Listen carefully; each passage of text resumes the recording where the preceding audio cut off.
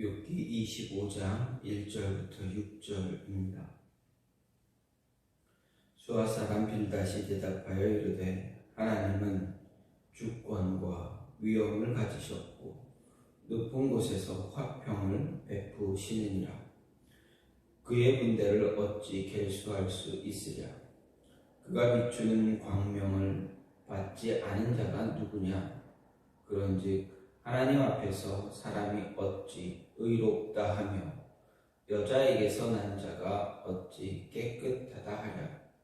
보라, 그의 눈에는 달이라도 빛을 발하지 못하고 별도 빛나지 못하거든. 하물며 구더기 같은 사람, 벌레 같은 인생이랴. 아멘. 오늘 말씀 욥기 25장 1절부터 6절 말씀입니다. 욥기 25장은 빌닷의 3차 변론에 대한 욥의 대답입니다.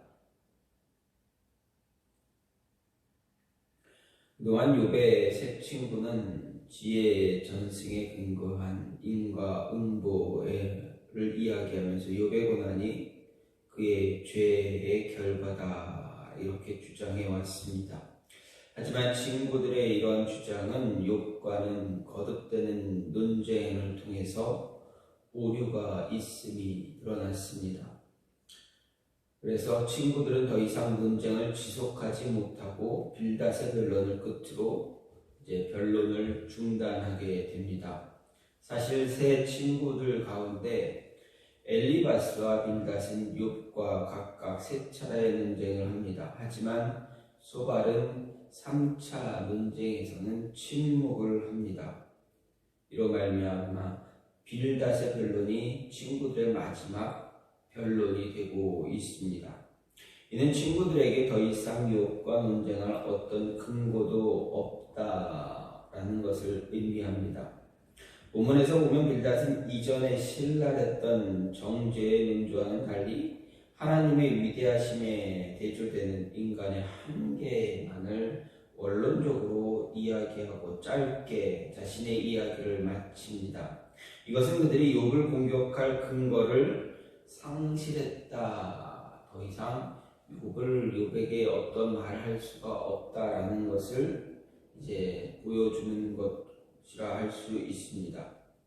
빌닷은 욥이 자기 경험의 근거에서 현실적으로는 인과응보 논리가 그대로 적용될 수 없고 오히려 현실에서는 악인이 의인에 비해 더 득세하기도 한다 주장한 데 대해 더 이상 반박할 수 없었습니다. 하지만 그렇다고 욥이 무죄하다라는 것을 믿거나 인정할 수는 없었습니다. 그래서 그는 인간은 누구도 절대자 하나님 앞에서 자기의 의로움을 입증하거나 주장하지 못함을 강조함으로써 욥이 자신의 무죄를 주장하는 것이 하나님께 도전하는 행위다라는 것을 나타내고자 하나님의 위대하심과 그에 대비되는 인간의 한계를 지적한 것입니다. 하지만 빌닷은 절대자 하나님 앞에서의 이런 인간의 한계를 주장하면서도 정작 그 자신이 하나님의 위치에서 함부로 욥을 판단하고 죄인으로 정죄함으로 하나님의 주권을 침해하는 잘못을 범하고 있다라는 것을 깨닫지 못하고 있음을 또한 볼 수가 있겠습니다. 어쨌든 이런 오늘 말씀을 통해서 우리가 생각할 수 있는 것, 늘 지난번에도 말씀드렸던 것 같이 우리 생각 속에 하나님을 가두는 그러한 모습, 그리고 한계 짓는 그런 잘못을 버려야 한다라는 것입니다. 2절 말씀을 보면 빌닷은 하나님이 권능을 가지셨음을 이야기함으로 욥을 향한 반론을 시작합니다. 여기서 권능, 즉 다시 말하면 주권, 하나님의 주권일 때 이 주권이라는 말은 언어적 통치를 이야기합니다. 따라서 하나님이 주권을 가지신 분이다라는 것은 하나님께서 이 세상을 다스리는 진정한 통치자라 말하는 것입니다. 이런 하나님에 대한 빌닷의 지식은 참 정말 옳은 것입니다. 하나님은 천지 만물의 창조주로 비록 이 땅에 인간 통치자가 있는 것은 사실이지만 그들은 다 하나님의 대리자들일 뿐 실제적인 통치자가 아니다. 실제적인 통치자는 누구냐? 바로 하나님이다라는 것입니다. 땅의 통치자들의 권위와 능력까지도 하나님으로부터 비롯되는 것입니다. 그런데 이렇게 하나님의 주권을 강조하는 빌닷의 말은 그 자체는 옳은 것임에도 불구하고 한 가지 오류를 이야기하는 것은 그가 하나님의 주권을 말하면서도 실제로 하나님의 주권을 인정하지 않고 있다라는 것을 볼 수가 있습니다. 즉 빌닷은 비록 입으로는 하나님의 절대적 주권을 말하지만 하나님의 섭리로 말미암아 욥의 이해할 수 없는 현실을 스스로 판단합니다. 자신의 생각 속에 하나님의 주권을 한정시키는 그러한 잘못된 모습을 갖고 있습니다. 이처럼 우리들도 때로 입으로는 하나님의 주권, 하나님의 통치 인정하면서도 실상 우리의 삶 속에서 하나님의 통치를 온전히 인정하지 못하고 내 신앙과 생각 속에 하나님을 가두는, 묶어두는 그러한 한계를 정해놓는 그런 잘못된 모습을 보이기가 일쑤다라는 것입니다. 그렇습니다. 생각이나 말과 행동이 분리된 이와 같은 모습은 대부분의 우리들에게서도 발견되는 안타까운 모습이다 할 수 있습니다. 빌닷은 분명 인간의 생각을 뛰어넘는 하나님의 절대 주권을 이야기하지만 욥이 처한 이해할 수 없는 고난을 그의 죄 때문으로 결론짓기 위해 그것을 잘못 사용하고 있는 것을 보게 됩니다. 즉 빌닷은 욥이 24장에서 질문하고 있는 악인이 형통하고 득세하는 세상에 이해할 수 없는 왜곡된 상황에 대한 물음의 답은 회피하면서 오히려 욥을 향해 그가 처한 모든 상황이 그의 사악한 죄로 인한 것이다. 그것을 인정하고 하나님 앞에서 철저히 자신의 죄를 자복할 것을 강요하고 있는 것입니다. 성경은 내 생각은 너희 생각과 다르며 내 길은 너희 길과 달라서 하늘이 땅보다 높음 같이 내 길은 너희 길보다 높으며 내 생각은 너희 생각보다 높다라고 이사야 55장 8절 9절은 이야기하고 있습니다. 정말 우리는 우리 생각과 판단을 넘어서는 높고 크신 하나님의 뜻과 그 주권을 인정하고 그 가운데 우리의 생각과 판단을 복종시킬 수 있는 그러한 삶을 살아가야 합니다.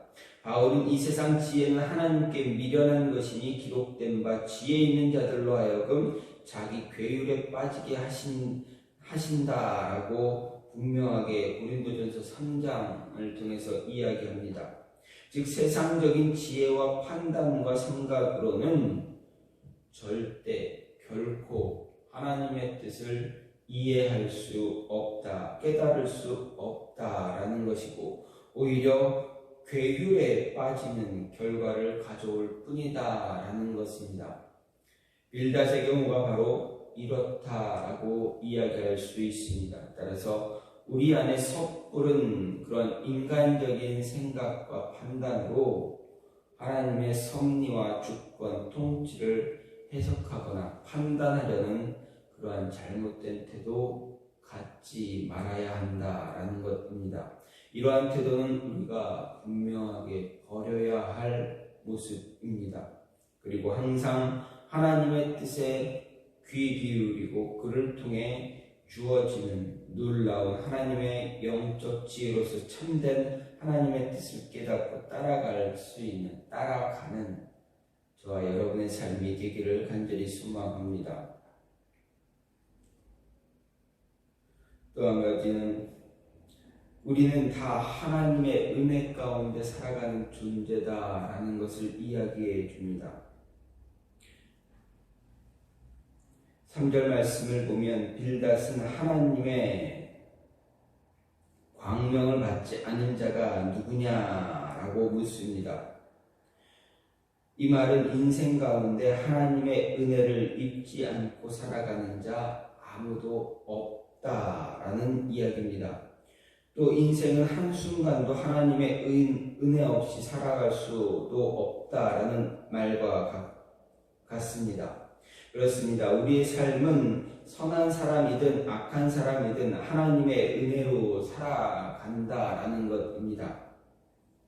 하나님은 착한 사람은 물론 악한 사람에게도 동일하게 보편적인 은혜를 베풀어 주시는 분입니다.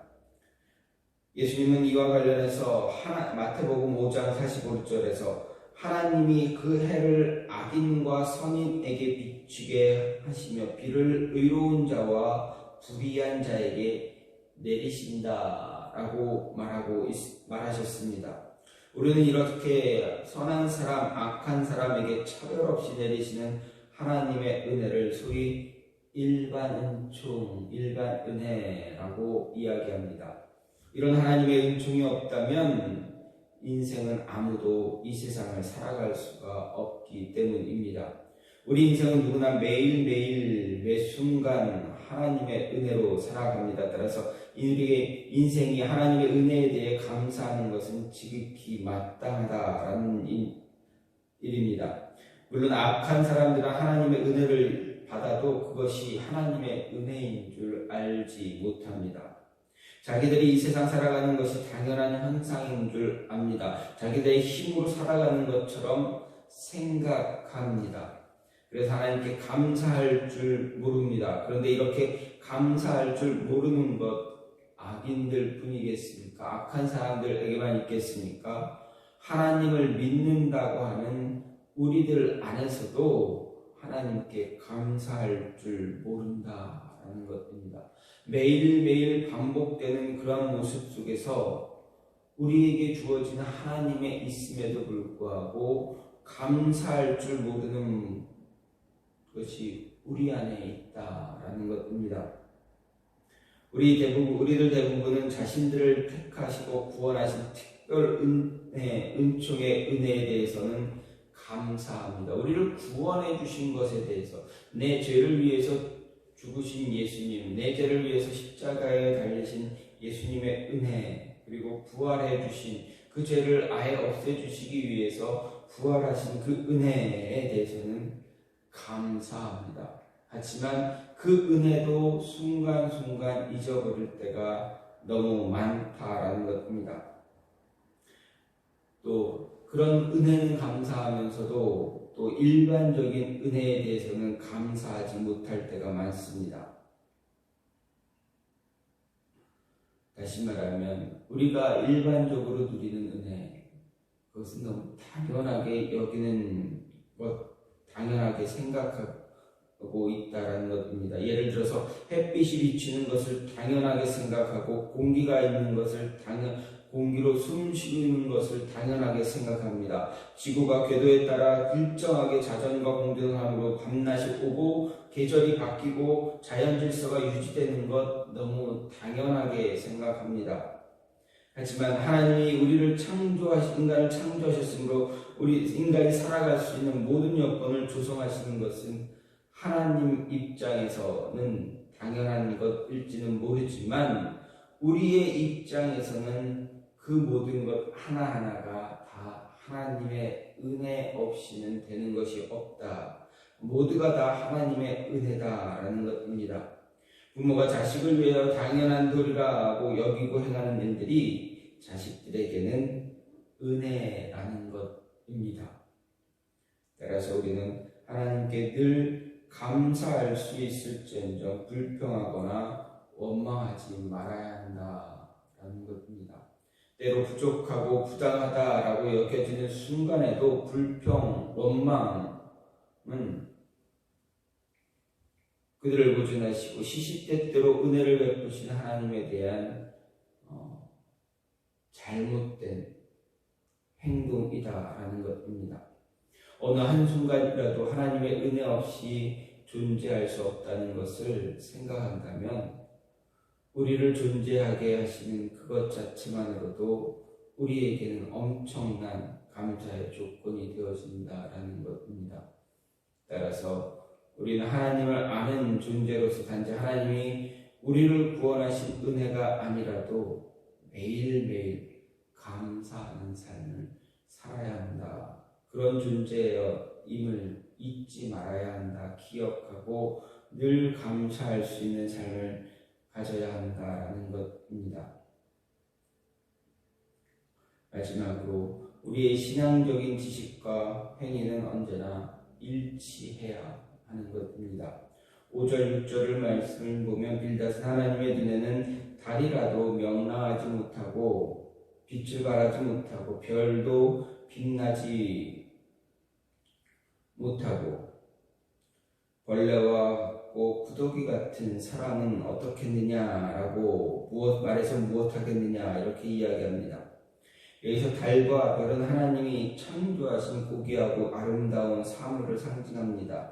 즉 빌닷은 지금 만물 가운데 가장 고상하고 아름답게 보이는 그런 피조물도 하나님의 거룩하심과 전능하심에 비추어 보면 흠없고 순전하다 말할 수 없을진데 죄를 지은 인간이야 더 말해서 무엇이겠느냐 말하는 것입니다.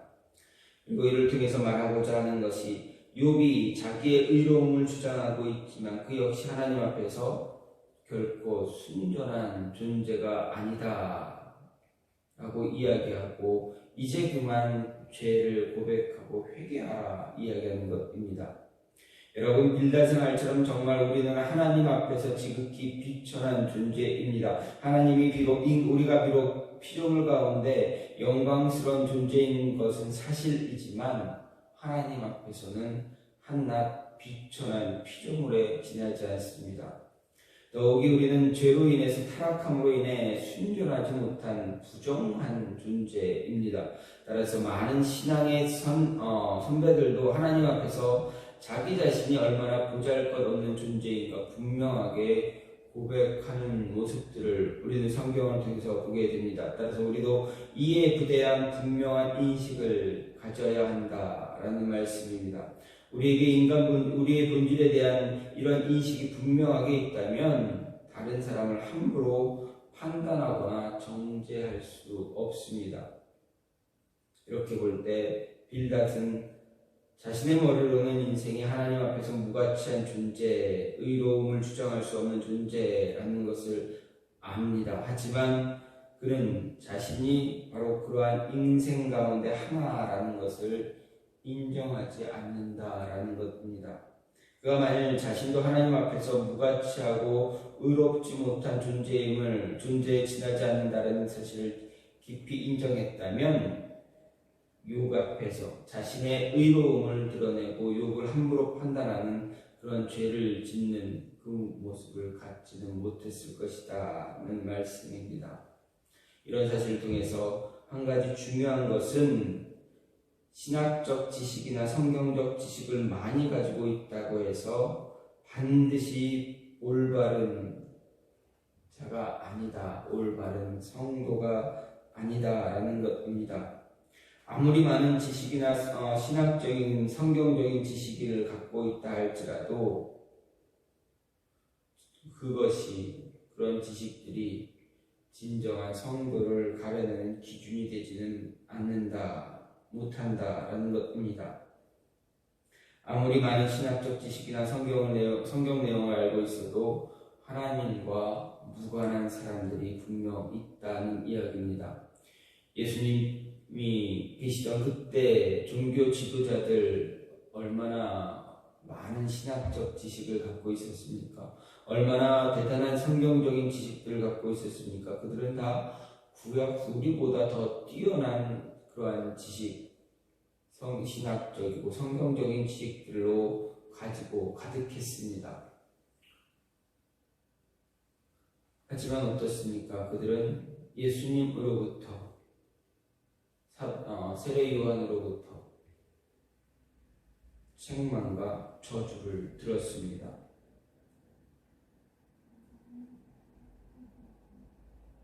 그들이 책망과 저주를 들은 이유가 지식이 없어서입니까? 그렇지 않습니다. 다 갖고 있었지만, 그래도 그들은 책망을 듣고 저주를 들었습니다. 이유가 무엇입니까? 그 지식으로 인해서 모든 것이 그 많은 지식 때문에 참된 하나님의 바른 그러한 사람들이다라고 정의 내릴 수가 없었기 때문에 그렇습니다. 그들을 이야기할 수가 없었기 때문에 그렇습니다. 신학적이고 성경적인 지식으로는 그들을 따를 만한 사람들이 없었음에도 불구하고 그들에게 있는 문제는 무엇입니까? 그들이 가지고 있던 지식대로 살아가지 않았다라는 것입니다. 머리로는 하나님을 알고 지식적으로는 하나님을 알지만 그 지식대로, 그 머리대로 알고 있는 대로 고백하며 행동하는 자들이 아니었다라는 것입니다. 따라서 신앙적 지식이 있다고 해서 바른 신앙을 지닌 성도로 착각하지 말아야 한다라는 것입니다. 야고보는 귀신들도 하나님을 안다라고 했습니다. 그리고 예수님께서 사역하시는 그동안 귀신 들린 자는 그들의 입술을 통해서 그 귀신들은 이야기합니다. 예수님을 하나님의 아들로 인정하며 고백하는 모습들이 있었습니다. 우리가 신앙적 지식이 있는 것만으로는 바른 성도의 자리에 있다 생각한다면 빌다시 더한 오류에 빠질 수 있다라는 것입니다. 정말 진정한 성도가 진정한 그리스도인 하나님의 자녀라 고백하길 원한다면, 그런 자들이 되길 원하신다면 아는 것만큼 입술로 고백하고 행동할 수 있는, 살아갈 수 있는 그 모습이 있어야 한다라는 것입니다. 지식과 행동이 일치되도록 늘 힘쓰는 자가 하나님으로부터 바른 인정을 받는 그러한 성도가 될 수 있다, 그리스도인이 될 수 있다라는 것입니다. 여러분, 아시는 만큼 고백하며 행동할 수 있는 모습이 있기를 간절히 소망합니다. 그렇다고 해서 아는 것으로만 제한되게 조금 아는 것으로 고백하고 행동했다라고 자부하거나 또 자랑하는 그런 모습이 아니라 더 많이 알기를 소망하고, 그리고 더 많이 알고 더 많이 고백하며 행동할 수 있는 모습을 가지려고 노력하는 그 삶이, 그런 모습이 있기를 간절히 소망합니다. 오늘 말씀은 욥을 향한 빌닷의 3차 변론에 대한 내용입니다. 이 말씀을 통해서 빌닷의 이야기를 보면서 신앙적인 지식과 행위는 늘 항상 일치되어져야 된다. 지식만 갖고 있는 것이 아니라 고백하고 행동할 수 있는 모습 가져야 한다. 그리고 하나님의 은혜는 악한 자에게나 선한 사람에게나 모두 다 동일하게 있음을 잊지 말아야 하고, 그리고 우리의 생각 속에 하나님을 가두는 그러한 어리석은 모습 갖지 말아야 한다라는 것입니다. 이 모습이 저와 여러분의 삶 속에서 늘 동일하게 나타날 수 있기를 간절히 소망합니다. 지금같이 기도하기 원하는 것은, 하나님, 내 생각에 하나님의 뜻을 모두 다 판단하는